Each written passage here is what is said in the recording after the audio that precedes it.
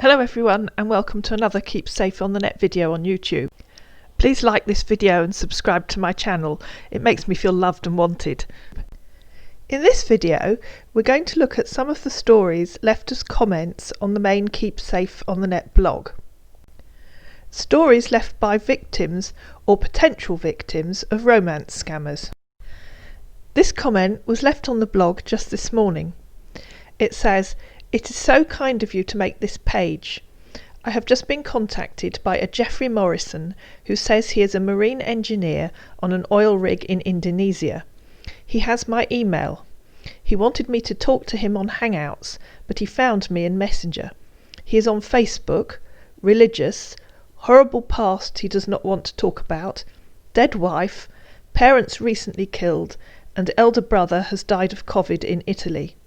His picture is of a handsome white-haired man who is 75. I asked for proof, and now I can see this is the same man playing on women. I will block him." Fortunately, this person has realised that they're talking to a scammer, but not everybody does until it's too late. Many of these scammers have been scamming for a long time. They know how to make their victims feel wanted and loved, and they know how to play on their victims' emotions. This confuses the more vulnerable of their potential victims, who say things such as, "I don't know what to believe, he's very good at toying with my emotions," or "I almost believe him, I am confused," or "What do you think of this? Is he a scammer or not?"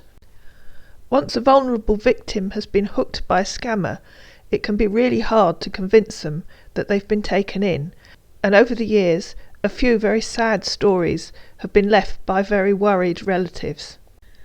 I remember this first lady very well.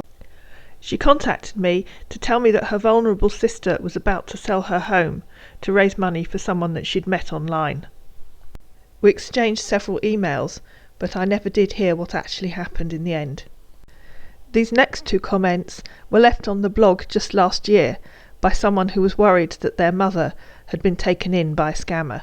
As I said earlier, these scammers are very good at playing on their victims' emotions, and this lady's mother was clearly convinced that my site was wrong and the person that she was talking to online was right.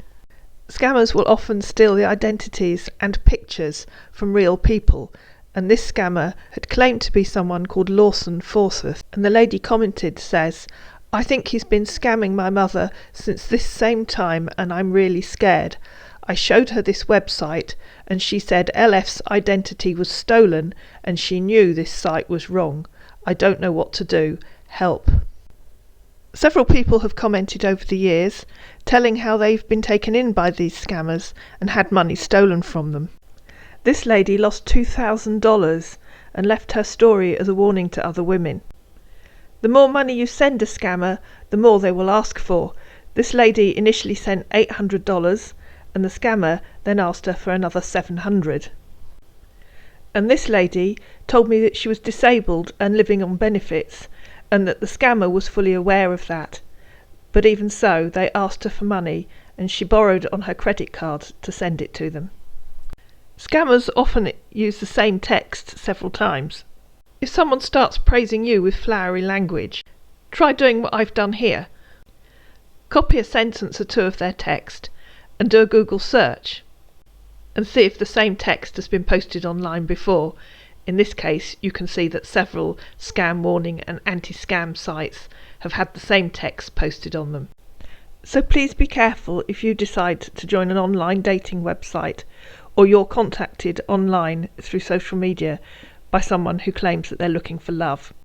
Of course, the majority of people are genuine, but there are a lot that aren't. And it's very easy to be taken in by the scammers because they know exactly how to play their victims to make them feel loved and wanted. I hope you found this video useful. If you did, please like it, please share it, please subscribe to my channel, and I'll see you again in another Keep Safe on the Net video on YouTube.